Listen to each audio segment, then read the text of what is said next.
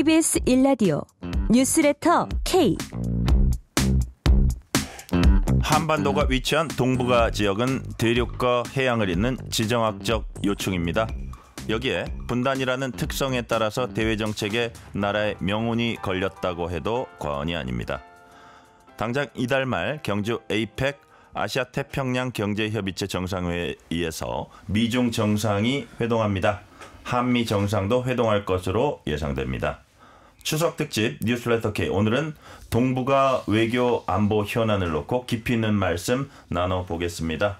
남성욱 숙명여대 석좌 교수, 홍현익 전 국립외교원장 모셨습니다. 오늘 방송은 사전에 녹음됐다는 점 알려드립니다. 어서 오십시오. 안녕하십니까. 네, 안녕하십니까. 자, 본격적인 얘기 나누기에 앞서서요, 아이스 브레이킹 차원에서 가볍게 하나 여쭤볼게요. 최근에 어떤 인물 또 어떤 나라를 가장 주목해서 보시는지 먼저 남성욱 교수님부터 한번 말씀해 주세요. 아무래도 뭐 트럼프라는 사람입니다. 역시 트럼프요. 네, 그리고 또 미국이죠. 자고 남은 새로운 뉴스가 나와서 뉴스 따라잡기가 아주 벅찰 정도인데, 도대체 그 트럼프 대통령의 머릿속이 좀 궁금합니다. 어떻게 저렇게 그래요? 매일 다른 얘기를 할까 하는 차원에서 앞으로 한 3년 반 정도 임기가 남았는데 하여튼 숨이 찰 지경입니다. 자, 자고 나면 또 다른 얘기, 또 새로운 얘기. 저 머릿속에는 과연 무엇이 있을까? 트럼프 머릿속이 궁금하다는 말씀해 주셨고요. 홍현익 원장님, 누굽니까? 네, 저 역시 뭐 트럼프 대통령이 제일 주목되고 우리나라에 워낙 중요한 영향을 미치고 또 인류 전체를 위해서도 이 아주 뭐 획기적인 영향을 미국이 아직까지 끼치고 있기 때문에 트럼프 대통령을 주목하는데, 저는 상당히 걱정 어린 그 마음으로 쳐다보고 있습니다. 2004년에 제가 1년 동안 미국에 살았는데요. 그때 제일 걱정했던 게, 미국인들이 국제 정치에 별 관심이 없이 그냥 자기 지도자를 자기의 이익에 따라서 선정을 하는데, 그 지도자는 세계를 좌지우지하기 때문에 과연 미국인들이 언젠가는 좀 엉뚱한 사람을 뽑아서 인류 사회를 엄청나게 뒤흔들어 놓지 않을까 걱정을 했는데, 그게 저는 트럼프라고 생각을 했고요. 일기 때 이미 그렇게 생각을 했는데, 일기 때보다도 지금은 훨씬 더 세계 질서를 좀 혼돈의 상태로 지금 끌고 가고 있어서 매우 걱정이 되고, 더군다나 우리나라 유일한 동맹국인데 신뢰를 하기가 어렵다는 측면에서 우리가 너무 미국에 의존하면 안 되겠다, 이런 마음에서 그분의 세계 정치 또 한미 동맹에 대해서 어떤 정책을 하는지를 아주 주의 깊게 예의주시해서 만반의 대비책을 강구해야 된다, 이런 마음으로 저는 지켜보고 있습니다. 자, 예의주시하고 만반의 대비책 강구해야 한다, 마음 단단히 먹어야 된다, 그런 말씀 해주셨고요. 자, 이재명 정부가 출범한 지 넉 달이 지났습니다. 그동안 대외 정책과 관련해서는 8.15 광복절 축사, 유엔 총회 연설 등을 통해서 주요한 뼈대를 엿볼 수 있었습니다. 문재인 정부 당시 국립외교원장 역임하셨던 홍현익 원장님께 먼저 여쭤볼게요. 일단 기조는 과거 김대중, 노무현, 문재인 정부와 맥을 같이 하고 있다, 이렇게 보시는 거죠? 그렇죠. 김대중 정부의 화해협력 정책, 노무현 정부의 평화번영 정책, 문재인 정부의 그 한반도 운전자론, 그리고 한반도 평화를 회복하겠다고 하는 그런 큰 틀에 있어서의 국제 정치관을 공유하고 있다라고 생각을 하는데요. 그때보다 지금 북핵 문제가 훨씬 더 심각해졌고, 북한은 이미 핵을 보유하고 있는 데다가 언제든지 사용해서 우리를 공격할 수 있다, 이렇게 위협까지 하고 있고, 그런데다가 지금 미국의 방금 말씀드렸듯이 트럼프 행정부는 언제라도 한미동맹을 마치 버릴 수도 있다는 듯이 그것을 일종의 수단화 또는 외교정책의 무기화를 통해서 우리 한국에게 동맹으로서의 그간의 우애와 연대로 인해서 많은 부분 우리를 도와주고 협력하고 그런 걸 떠나서 이제는 오히려 우리에게 뜯어가고 또 우리에게 약점을 이용해서 경제적인 이득을 취하고 이런 것을 볼 때 지금 이재명 정부의 지금 국제 정치적 맥락은 그때보다 훨씬 더 어려워져서 네. 그래서 이번에 뭐 여러 가지 이니셔티브 나오고 그런 것도 상당히 현실적이고 실용적으로 이렇게 제출이 되고 있는 것이 다 그런 맥락에서 그렇다. 너무나도 어려운 상황에서 지금 대통령직을 하고 있는 거다 이렇게 생각이 듭니다. 네. 남성욱 교수님, 이재명 정부가 전면에 내세운 정체성 가운데 하나가 실용입니다. 자, 이 실용의 관점에서 볼 때 과거 정부와 다른 측면, 어떤 측면일까요? 네, 실용 프라그매티즘이라고 그래서 이게 뭐 외교에서도 원칙이 되고 하나의 뭐 일반적인 행정 정책에서도 원칙이 되는데 네. 이재명 정부가 내세우는 실용이 과거 정부하고 다른 측면이 있다면 굉장히 좀 속도감을 강조하는 것 같아요. 속도감 강조. 예, 과거에 이제 문재인 정부에서도 뭐 이제 북한과 이야기할 때 실용 키워드를 많이 내세웠는데 그때도 한 1년 정도는 좀 워밍업 기간이 좀 있었는데 네. 이재명 정부는 이제 워밍업 기간을 좀 생략하고 빠른 속도로 실용을 내세운다라는 것이 과거 정부와 좀 다르다고 볼 수 있겠습니다. 네. 자, 이재명 정부가 전면에 내세운 중요 과제 가운데 하나가 장기간 경색된 남북 관계 개선입니다. 출범 넉 달 동안 뭐 대북 확성기 중단이라든지 몇몇 조치가 있었는데 근데 북한 측은 호응을 하지 않고 있습니다. 홍현 원장님, 이유가 뭘까요?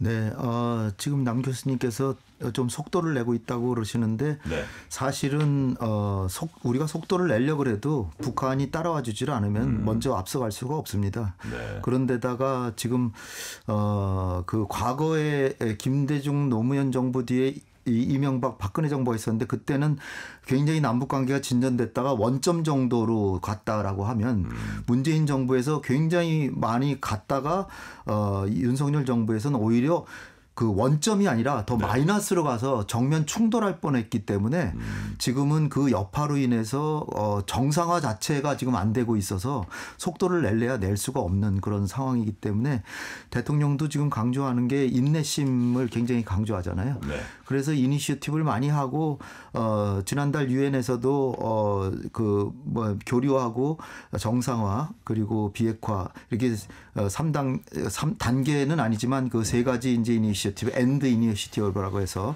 내세웠지만 그게 이제 쉽게 이렇게 되기가 어려운 게 북한이 응해야 뭐 교류가 되잖아요. 네. 일단 소통 채널 회복하는 것 자체가 안 되고 있으니까 너무나도 지금 이재명 정부는 좋지 않은 국제 정치 상황을 물려받았다. 거기다 트럼프 대통령이 제멋대로 럭비용처럼 제멋대로 동맹이라고 해서 전혀 우리를 고려하지 않고 오히려 나토도 그렇고 한미동맹, 미일동맹 다 이렇게 거기서 경제적 이득을 취하는 방향으로 정책을 하고 있기 때문에 처음에 이재명 정부가 조금 서두르는 것처럼 보이는 것은 이 출범하자마자 인수위도 거치지 않고 관세 전쟁의 그 소용돌이 속에 휘말리고 미국이 또 동맹이라고 봐주기보다는 그냥 휘몰아치면서 우리를 구속에 몰아넣고 합의할 거냐 안 할 거냐 그래서 3,500억 달러 합의하고 뭐 이런 과정들이 거의 눈코 뜰 새 없이 계속 미국의 공세가 지속됐기 때문에 남북 관계를 빨리 나가려고 해도 갈 수가 없고 그런 상황이었다라고 생각하고요. 북한이 호응하지 않고 있는 거는 뭐 지금 미국이 지금 이렇게 미소를 띠고 있는데 미국하고 회담을 하지 우리하고 굳이 할 이유를 별로 느끼질 않고 있는 거죠. 좀 아쉬운 상황입니다. 우리 홍현익 원장님도 얘기했지만 이 김정은 위원장이 아버지 할아버지하고 완전히 다른 정책을 지금 하고 있습니다. 네네.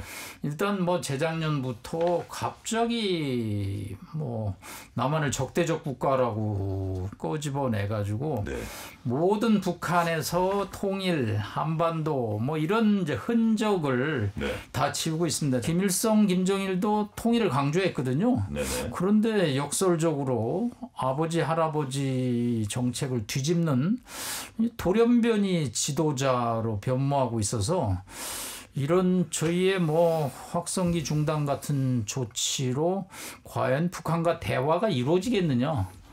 이거 상당히 심각한 문제가 될 것 같습니다. 인내를 가진다고 과연 북한과 대화까지 갈 수 있겠느냐라고 약간 회의적인 그 관측도 내주셨는데, 자, 홍영익 원장님, 최근에 보니까 이 두 국가론 뭐 2년 전에 김정은이 이제 선언을 했는데 정동영 장관이 또 비슷한 얘기를 최근에 뭐 하고 있습니다. 통일을 지향하는 특수한 관계, 이게 이제 과거 남한도 그렇고 북한도 그렇고 인식의 공통분모라고 우리가 할 수 있는데, 그러면 이 시점에 우리가 통일을 포기해야 되는 건지, 통일을 만약에 여전히 지향한다면 그럼 이 관계를 어떻게 규정해야 하는 건지 좀 이게 좀 고민이 있을 것 같아요. 그래서 어떤 우리에게 선택지가 있다고 보십니까? 예. 통일을 지향한다는 마음은 갖고 있대 통일 외치지는 않았으면 좋겠습니다. 마음만 갖자? 예.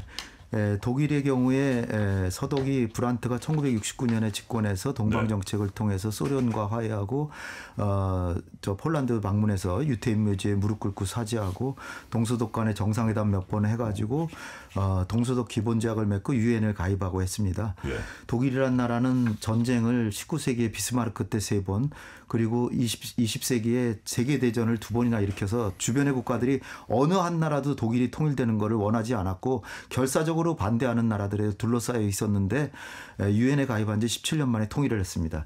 그 독일의 비결은 다른 게 아니라 서로를 국가로 인정하고, 외부적으로는 국가로 인정하고 내부적으로는 특수관계 통일을 지향한다는 것만을 합의했고, 그러나 기본조약을 맺어서 국회 비준을 거쳐서 서로 간에 국가로서 이게 17년을 살았던 겁니다.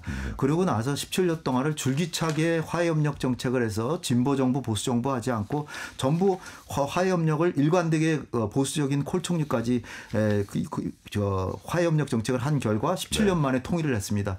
온 세계의 반대를 무릅쓰고도 통일을 한 겁니다. 우리는 주변국을 아무런 괴롭힘도 없었는데 통일을 못했죠. 왜냐하면 진보정부 보수정부 돌아가면서 정책이 왔다 갔다 하는 바람에 지금까지 유엔에 가입한 지 34년, 네. 독일이 통일에 필요한 시간에 17년에 2배가 지났는데 계속 적대적으로 지금 대립하고 있습니다. 그런 상황에서 우리가 이제라도 독일의 교훈을 따라서 서로 간에 국제적으로는 그 존재를 인정하고, 그리고 관계를 안정시키고 교류협력으로 이제라도 나가야 된다. 지금은 북한이 더 이상 그 남한하고 경제적 격차가 지금 60배가 납니다.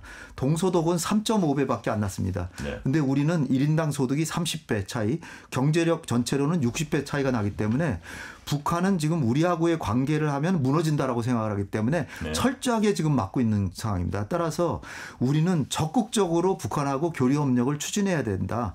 지금 김대중 노무현 정부 때 하던 노력에 2배 이상의 노력을 해서라도 네. 남북 간의 교류협력을 빨리 추진해야 된다. 이렇게 생각합니다. 자, 남성욱 교수님께 한 번 더 여쭤볼게요. 자, 적대적 두 국가론을 이렇게 푹 던져놨는데 우리 정부가 이거를 굴종적으로 쫓아가는 거 아니냐. 그렇다면 우리 뭐 헌법에 조항도 있는 거고 여러 가지가 이제 지금 홍현익 교수님은 마음속으로 추구하면 된다고 하셨는데 그게 마음속으로 추구할 문제라고 보시는지, 그리고 이 교류협력 부분 제일 마지막에 말씀하신 이 부분도 지금 상황에서의 교류협력 추구가 과연 어떤 실용주의 정부, 이재명 정부의 어떤 실용이 있을, 그 두 가지 한번 좀 짤막하게 정리해 주세요. 이 문제가 사실은 조금 이렇게 복잡하게 자꾸 이렇게 가는 상황은 네. 우리 정부의 지금 이제 책임을 맡으신 분들의 발언이 조금씩 달라지기 때문에 그렇지 않나. 네. 동맹파, 자주파라는 뭐 그런 언론의 분류가 있는데 저는 뭐 꼭 그거를 뭐 지적하기보다는 이렇게 혼란에 대해서 정부 책임을 맡고 있는 당국자들의 발언이 틀려지면 국민들이 이제 더 혼란스러운 거죠. 그 안에서도 좀 혼란이 있는 거 아닌가요?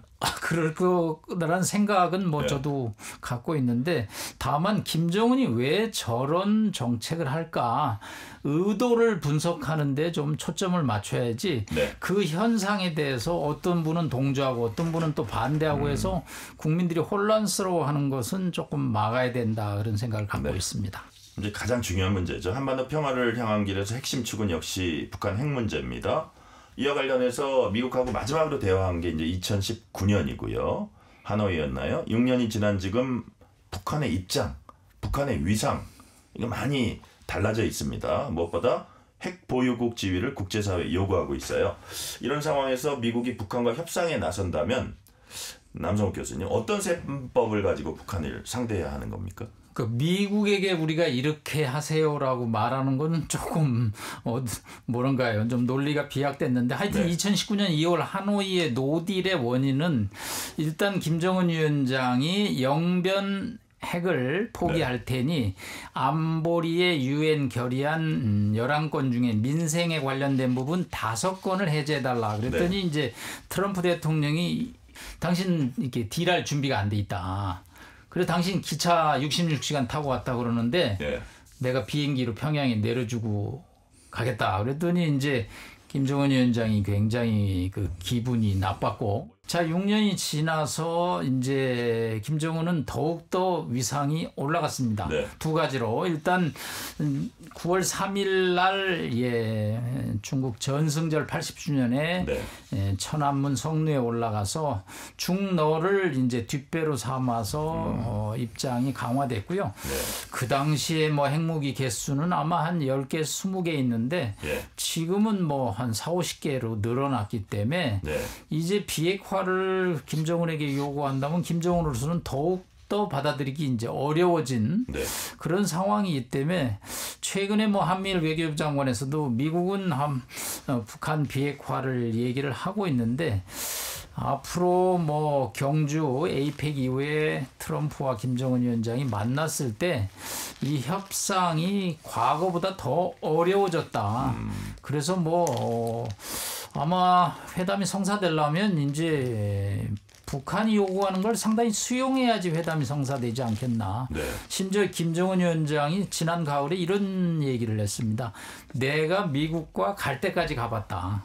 그러니까 나도 협상 끝까지 해봤다. 그렇기 때문에 이제 지난번 하노이 노딜 같은 건 안 한다라는 입장을 갖고 있기 때문에 미국과 북한이 앞으로 만나겠지만 이 협상의 타결은 섣불리 예견하기는 어려운 것 같습니다. 미국 입장에서 북한과 협상하려면 이전보다 훨씬 더 어려워졌고 북한의 위상이 많이 올라간 상태이기 때문에 더 큰 거를 줘야 무슨 받을 게 조금이라도 있고 뭐 이런 상황이라는 취지로 말씀하셨고요. 홍현익 원장님, 그 북핵 문제 관련해서 이재명 정부 로드맵은 중단, 축소, 폐기로 요약되고 있습니다. 동결 대신 중단이라는 조금 더 두루뭉실한 표현을 썼던데 어쨌든 이거 장기적 과제로 보는 듯 하고요. 지금 어쩔 수 없는 현실적 대안이라고 보십니까? 그렇죠. 실용주의적이고 현실적이고 합리적인 대안이라고 저는 봅니다. 왜냐하면은 지난 3년 동안에 그 윤석열 정부하에서 사실상 북한의 비핵화 노력을 거의 포기했다. 저는 그렇게 보고 있어요. 그러니까 한미 정상회담을 해도 거의 이걸 화제로 삼지 않았고 그냥 뭐 북한은 어차피 핵을 가진 나라다.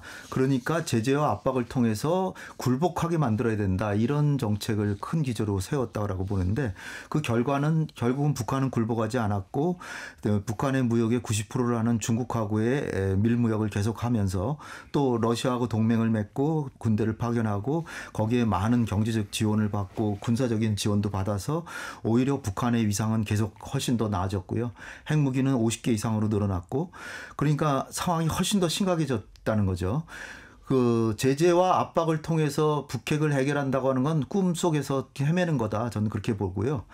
왜냐하면 전혀 압박을 안 느끼는데 그걸 압박을 받고 있다라고 하는 것 자체가 평가가 잘못됐다는 거죠.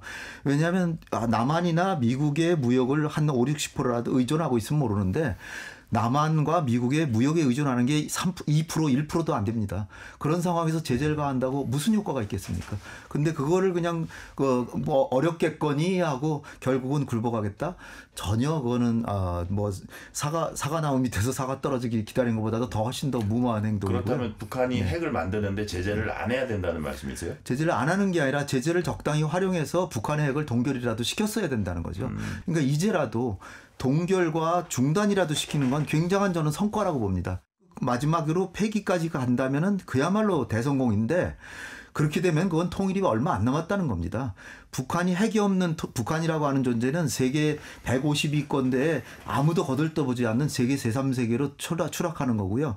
따라서 북한이 핵을 완전히 포기할 가능성은 크지 않지만 그런 식으로 몰아가는 것이 우리가 정말로 독일처럼 통일로 가는 길이고요. 그런 상황이기 때문에 지금 우리에서 3단계 비핵화론 그리고 엔드 이니셔티브 이런 것을 통해서 네. 북미 간의 관계 정상화. 이번에 엔드 이니셔티브의 가장 큰 것이 북미 간의 관계 정상화를 비핵화가 많이 안 됐더라도 관계 정상화도 좋다. 네. 그리고 핵을 동결만 하더라도 중단만 하더라도 그것도 하나의 단계로 봐주겠다. 그래서 제재를 좀 완화해 주겠다 하는 거는 이게 사실은 좀 어떻게 좀 양보하는 것 같기도 하지만 그래도 가장 실용적이고 현실적인 방안이다. 저는 그렇게 보는 것이죠. 네. 자, 남성욱 교수님. 뭐 이런 또 관측도 있어요. 이게 이제 단계적 비핵화 결국은 북한에게 줄 것만 다 주고 결국은 비핵화 포기로 이어질 것이다. 비핵화는 결국 못할 것이다. 그렇다면 그냥 시도 자체를 그냥 좋다고만 할 것이냐. 뭐 이런 좀 약간 부정적인 시각도 있습니다. 어떻게 보세요? 네, 이게 이제 새 정부가 출범하면 외교안보 전문가 이제 브레인들이 네. 후보자 대통령을 돕죠. 그래서 이제 새 정부가 출범하면 무슨 정책을 만들어야 됩니다. 네. 그런데 이제 뭐 가장 어려운 분야 중에 하나가 남북관계 한반도 문제죠. 네네. 특히 지금 뭐 홍 박사님 길게 말씀하셨던 그런 이제 북한 핵을 어떻게 포기시킬 것이냐. 그러다 보니까 이제 참모들이 참 고생이 많습니다. 그래서 이번에 이제 END, 익스체인지 교류 협력하고 정상화시키고 마지막에 비핵화해야 된다. 그런데 이제 위성락 실장이 이제 유엔에서 기자 간담회를 했을 때도 기자들의 질문이 이거 순서가 반대로 된 거 아닙니까? 만약에 교류 협력하고 외교관계 정상화했는데 개과천선 안 해가지고 비핵화 안 하면 어떻게 되는 겁니까? 라고 줄 것만 다 주고. 네. 그래서 이제 위성락 실장 답변이 이게 네. 꼭 뭐 1, 2, 3, 3단계로 순차적으로 가는 것은 아니고 뭐 동시에 병렬적으로 진행될 수도 있다라고 이제 표현을 했습니다. 이제 거기서 이 정책을 실질적으로 추진하는 분들의 어려움, 고충을 저희가 이제 엿볼 수 있는 거죠. 네. 사실 뭐 북한의 핵 문제가 해결됐으면 진즉이 해결되겠죠. 이게 난제 중에 난제니까 지금 여기까지 왔고 특히 뭐 우리는 5년 아니면 10년 정도의 정부로 끝이 나기 때문에 네. 저 종신 지도자의 평양 정권을 상대로 비핵화를 한다는 것이 정말 어렵기 때문에 뭐 정책은 여러 가지 어려움 속에서 뭐 부족하나마 추진을 해보지 않나 하는 생각을 해봅니다. 이번 질문은 남성욱 교수님께 먼저 드려볼게요. 북한의 최근 행보 보면 통미봉남 의지 더욱 노골적으로 드러내고 있습니다. 정부가 하는 조치마다 아예 애써 무시하고 대화 상대도 아니다 이렇게 직설적으로 얘기하고 있습니다.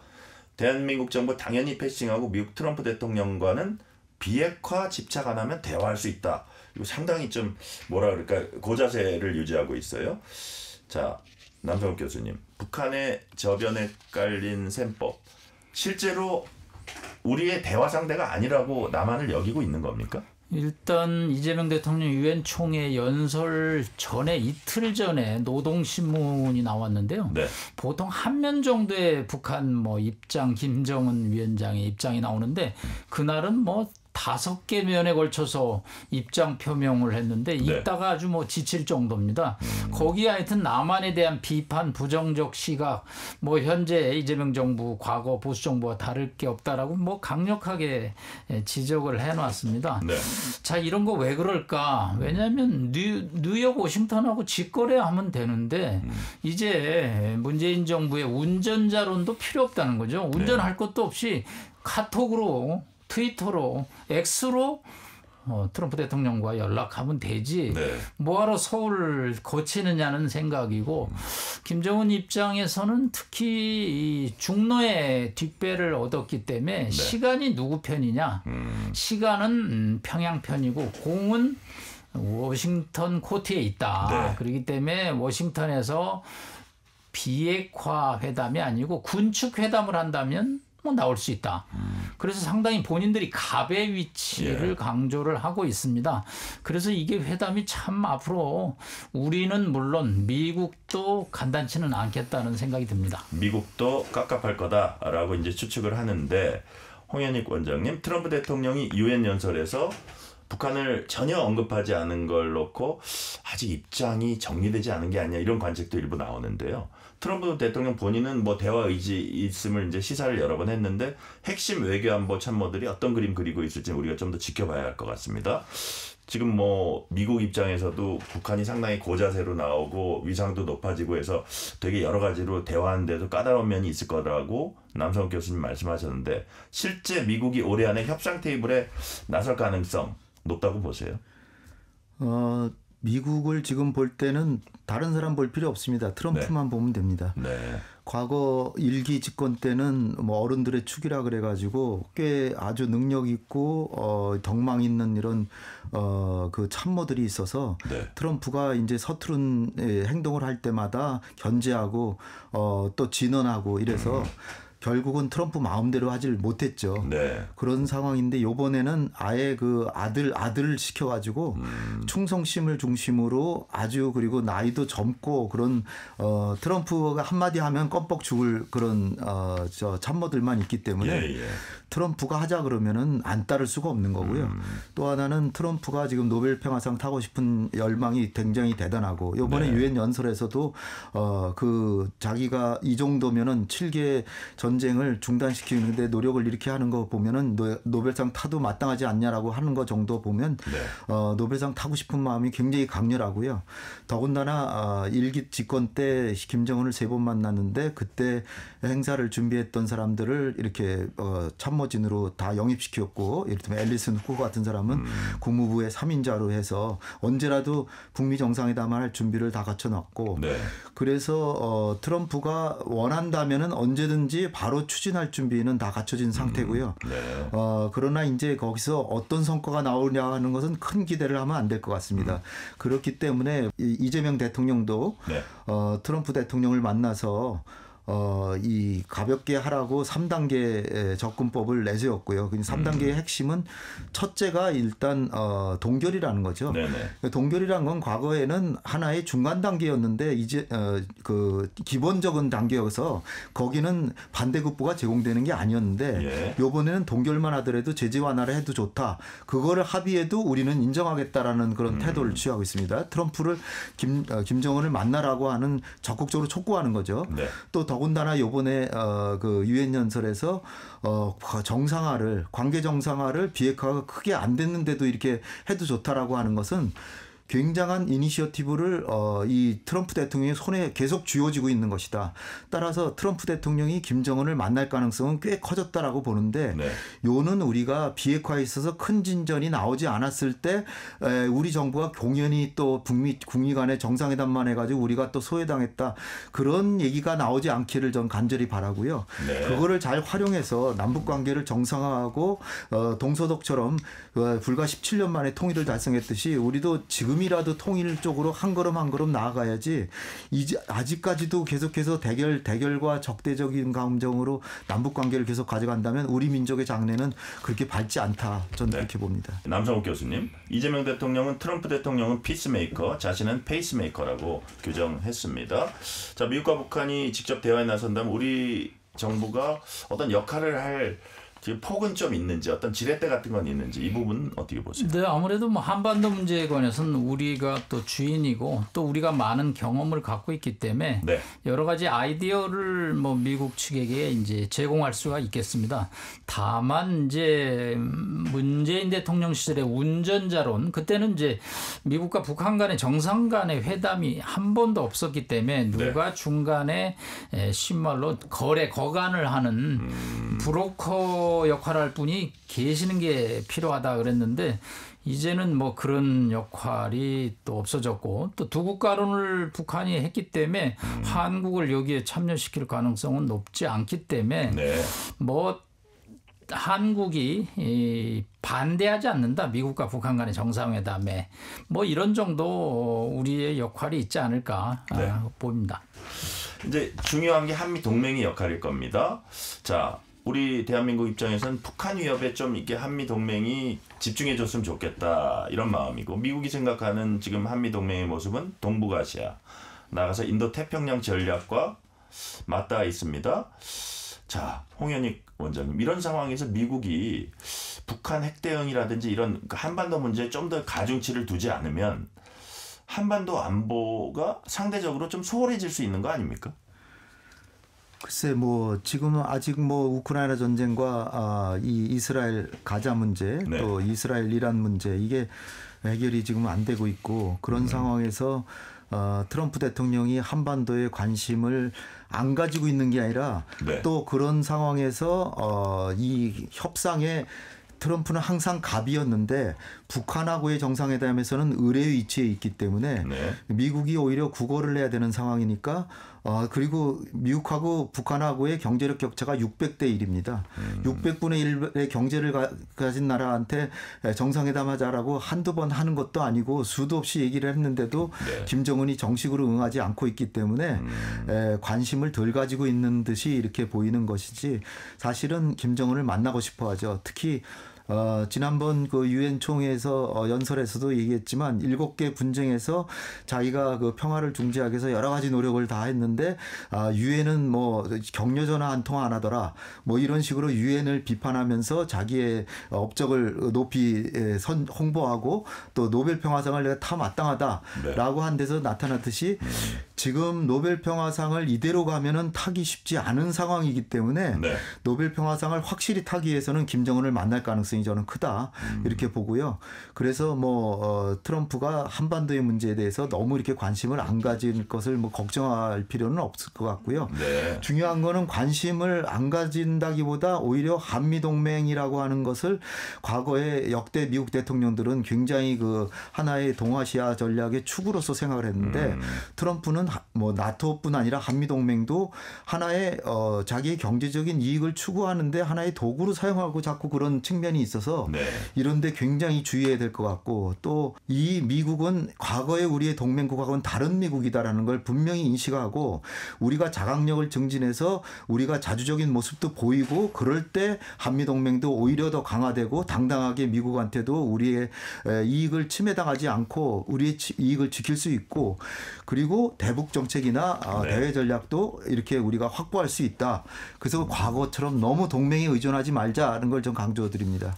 너무 동맹에 의존하지 말자. 자각론 뭐 이런 말씀도 우리 홍현익 원장님께서 해주셨는데요. 남성욱 교수님, 지금 미국은 뭐 이런 관측도 있습니다. 북한이 핵탄두 몇 개 더 만들고 뭐 계속 핵탄두 만들고 이거 관심보다도 북한의 발사 능력 있잖아요. 이게 본토까지 자유롭게 날아올 수 있냐. 여기에 더 관심이 있다. 다시 말해서 같은 공통의 이해를 갖고 있는 것 같으면서도 좀 다르다. 그러면 한반도가 이 미국의 어떤 태평양 전략 변화에 따라서 좀 그 비중이 확실히 좀 저하될 수 있다. 설득력 있는 관측이라고 보세요. 군사 기술적인 이제 분석의 차원의 이야기인 것 같아요. 네. 일단 이제 저희가 아침에 인천공항에서 비행기를 타고 로스앤젤레스에 도착하면 또 아침이죠. 그건 네. 왜냐하면 지구가 둥글기 때문에 10,000km 이상을 달려야 됩니다. 네. 이제 미국 입장에서는 자기네가 핵을 아무리 만들어도 이게 워싱턴 로스앤젤레스에 떨어지려면 대륙간 탄도미사일 기술이 있어야 되는데 요거는 러시아가 도와주지 않는 이상 본인들의 주장에도 불구하고 아직 미흡하다. 그래서 우리는 약간의 강 건너 불이다라는 표현을 쓸 수 있는데 그거는 조금 단순한 1차 방정식이고요. 왜냐하면 괌이나 요코스카 항공기지 이런 주한미군 뭐 주일 미군들이 많거든요. 그렇기 때문에 거기도 미군 피해가 날 수 있기 때문에 그런 분석은 조금 좀 하고 다만 이제 지금 미 트럼프 행정부에서 주한 미군의 역할에 대해서 조금 기능 조정이 있는 것 같아요. 자, 평택을 비롯해서 우리 28,500명의 주한 미군은 우리는 북한 억지에 주력해야 된다. 그런데 이제 전략 재조정이라고 그래서 이거 북한도 막지만 타이완 해협의 파고가 높을 때 대만 방어에 투입할 수 있다. 이거 우리는 별로 원치 않는 시나리오죠. 대중관계 때문에. 그래서 약간의 주한미군이 너무 중국 쪽에 가까이 있다. 그래서 이거 조금씩 감축해야 되지 않느냐. 네. 숫자의 문제가 아니고 이 질의 문제라고 이야기를 하고 있고요. 뭐 한반도는 떠다니는 항공모함이다고 브론슨 주한미군 사령관이 또 얘기를 하고 있고 그래서 이거 1950년 1월에 이거 에치선 라인의 뭐 재현이 아니냐 신 에치선 라인 한국과 대만이 미국 방어선에서 빠지는 거 아니냐라는 이제 걱정인 우려가 있죠. 네. 그러나 뭐 미국 입장에서 한반도하고 대만이 빠진다면 일본도 어려워지기 때문에 그거는 뭐 너무 나간 추론이라고 생각합니다. 트럼프가 워낙 우리가 예측할 수가 없기 때문에 일종의 에치슨 라인을 들고 와가지고 관세 협상을 하거나 아니 그럴 가능성도 배제할 수 없는 거 아닙니까? 네, 지난 3월에 이제 제이디 벤스 부통령이 미윤현의 안보 정상회의에서 연설에서 이런 표현을 쓰더라고요. 네. 마을에 새로운 보안관이 왔다. 새로운 보안관의 규칙에 따라야 된다. 네. 그래서 보안관이 어떻게 하냐고 보니까 이 보안관이 늙었어요. 네. 청소년 솜씨가 별로 신통치가 않아요. 옆에 마을에 악당들한테 싸우러 갔다가 물러섰습니다. 네. 중국에게 관세 전장했다 히토류에서 러시아 꼼짝 못하죠. 네. 그랬더니 옆에 착하게 사는 마을에 와서 자꾸 돈을 내놓으라고 하는 것이죠. 동맹, 나토, 한국, 일본. 그래서 이게 뭐 예측할 수가 없구나. 총솜씨가 신통치 않으니까 네. 안보 카드를 가지고 경제 협력을 강요할 수 있는 가능성은 여전히 있다고 볼 수 있겠습니다. 네. 정말 맞서 싸워야 할 적으로 규정될 수 있는 상대에게는 신통하지 못하고 착하게 사는 동맹을 괴롭힌다. 뭐 이런 표현을 하셨는데 홍현익 원장님 올가을 외교 시간 언급할 때 빼놓을 수 없는 이벤트가 바로 이달 말 경주에서 개최될 아시아 태평양 경제협력체 APEC 정상회의입니다. 여기서 트럼프 미국 대통령, 시진핑 중국 국가주석 회동 이게 이제 그 전 세계의 관심인데 지금 이 시기에 양강의 정상이 만나는 거 이건 어떤 의미라고 지금 보십니까? 네, 뭐 과거에 뭐 미소 간의 냉전 시대 때 정상들이 만나는 그런 네. 거와 이제 비슷한 그런 의미죠. 이를테면 뭐 닉슨과 뭐 브레즈네프가 만난다, 뭐 이런 뭐 그런 의미라고 이제 생각하면 되는데 지금 시진핑과 트럼프는 네. 그야말로 세계를 좌지우지하는 두 나라고요. 과거의 소련의 위치를 이제 중국이 지금 뒤를 이었는데. 그야말로 정치, 경제, 안보, 문화에 있어서 팽팽하게 이제 맞서고 있는 상황이고요. 네. 미국은 계속해서 위상이 추락되고 있는 가운데 중국의 위상은 상대적으로 또 상승되고 있기 때문에 두 나라 간의 경제력이나 군사력의 격차가 계속 줄어들고 있는 그런 상황입니다. 아직까지는 미국이 대부분의 부분에서 앞서지만 장래 추세를 보면은 중국이 약 10년 뒤에는 거의 다 따라잡지 않나 이렇게 생각이 되는 상황이고요. 네. 그런 상황에서 세계의 이 그 중심축을 국제 질서의 중심축을 두 나라가 형성하고 있고 무역 질서나 또는 안보에 있어서 평화냐 전쟁이냐 또 어떤 자유무역이냐 보호무역이냐 서로 치열하게 경쟁 중입니다. 그래서 두 나라가 사이좋게 지내는 게 국제 질서에 있어서도 매우 중요하지만 특히 한반도에 있어서는 미국과 중국이 사이가 안 좋으면 남북 간의 관계가 좋을 가능성이 거의 없습니다. 네.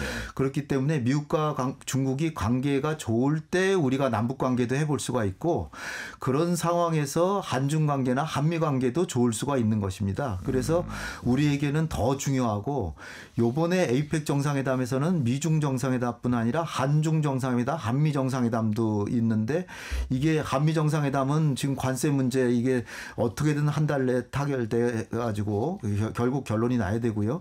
중국하고도 중국 시진핑 주석이 온 지가 10년이 넘었기 때문에 또 한한령이 지금 계속되고 있습니다. 그래서 한중 간의 관계도 과거와 다르고 네. 대통령도 뭐 안미 경중의 시대는 지났다라고 하지만 아직까지도 중국과 미국의 무역을 우리와 합치면 거의 40%가 넘습니다. 네. 엄청나게 중요한 두 나라 간의 우리 정상회담도 있기 때문에 또 아시아 태평양 지역에 20개 이상의 정상들이 오기 때문에 네. 이 회의는 반드시 성공적으로 끝내야 되는 것이 우리의 소명이 아닌가 이렇게 생각이 듭니다. 네. 자, 남성욱 교수님, 미중 정상 간 만남의 주요 의제가 될 게 아마 무역 협상, 관세 협상이 될 겁니다.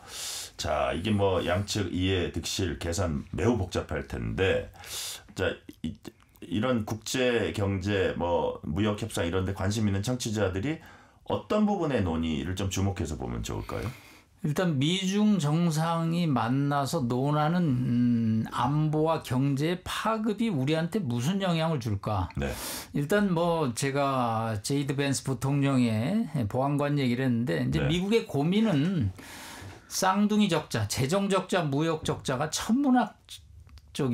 네. 사실 이거 기축통화국이 아니면 벌써 부도 날 정도의 수준이니까 트럼프라는 대통령이 와서 결국은 미국의 적자를 줄여야 된다. 네. 그런데 이제 제일 대미 흑자를 많이 내는 나라가 중국입니다. 3천억 달러. 네.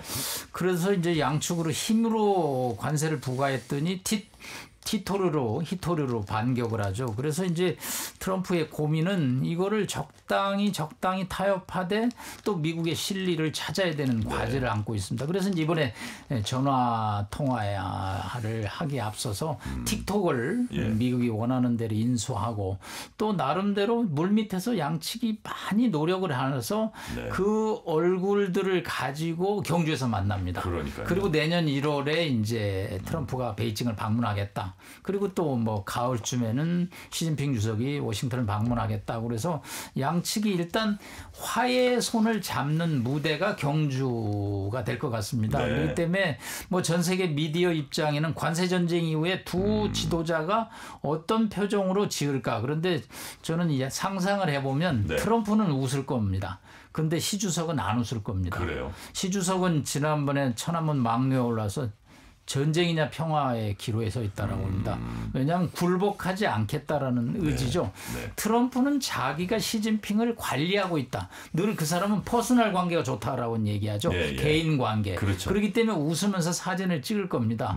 하여튼 뭐 우리로서는 양측이 손을 붙잡는 화면을 내보냄으로써 한국이 위상이 높다. 외교의 위상이. 뭐 그런 거를 과시하는 그런 무대로 이끌었으면 좋겠습니다. 외교의 위상이 높다는 걸 과시하고 또 시진핑의 무표정, 트럼프의 웃는 모습 거기에 담긴 외교적인 의미까지 이제 말씀을 해주셨고요.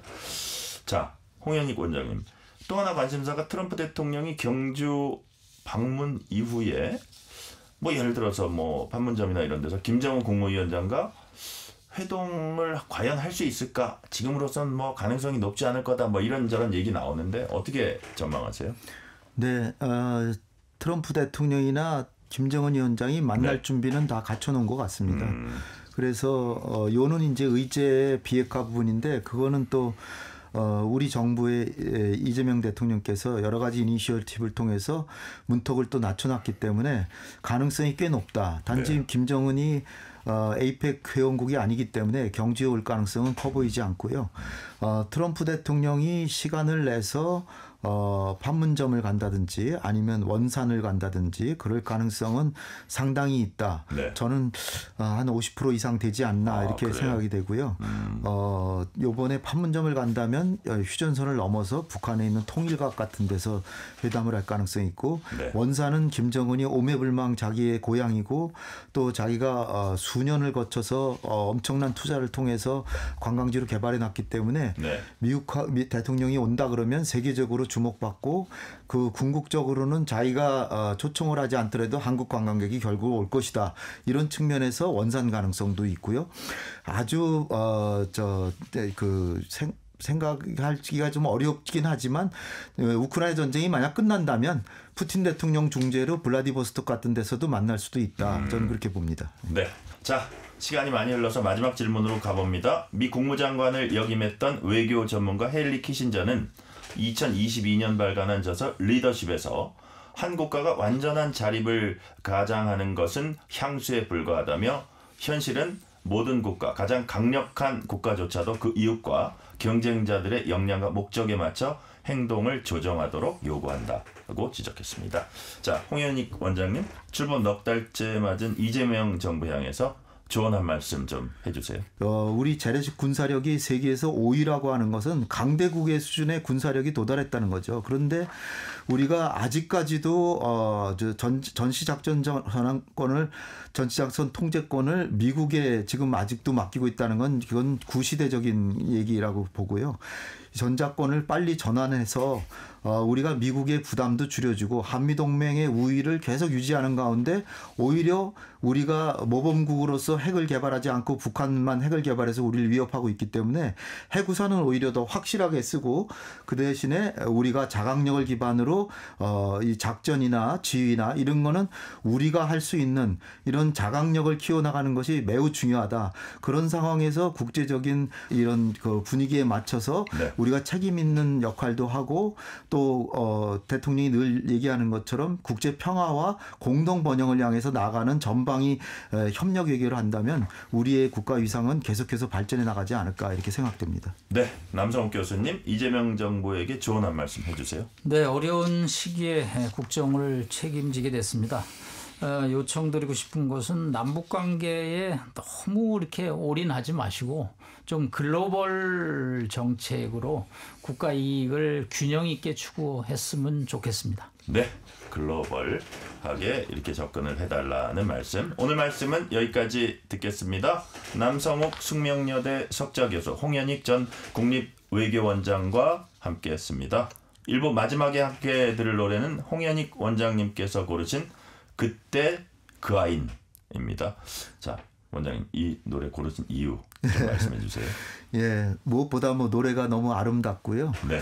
제가 이 노래가 많이 나오는 이태원 클래스라는 드라마를 봤는데 네. 그 내용이 젊은 청년이 음식점을 경영하면서 결국은 큰 뜻을 성취한다. 결국은 자기가 스스로 일어서야 된다는 거죠. 그래서 자강력을 기반으로 우리도 한미 간에 너무 미국에 의존하지 말고 전시작전 통제권도 전환하고 우리를 지킬 때 미국도 한미동맹을 더 강화하는 데 나설 것입니다. 그런 취지에서 그때 그 아인을 골랐습니다. 네, 김필의 그때 그 아인 들으면서 뉴스레터 K1부 마무리합니다. 잠시 후 2부에서 뵙겠습니다.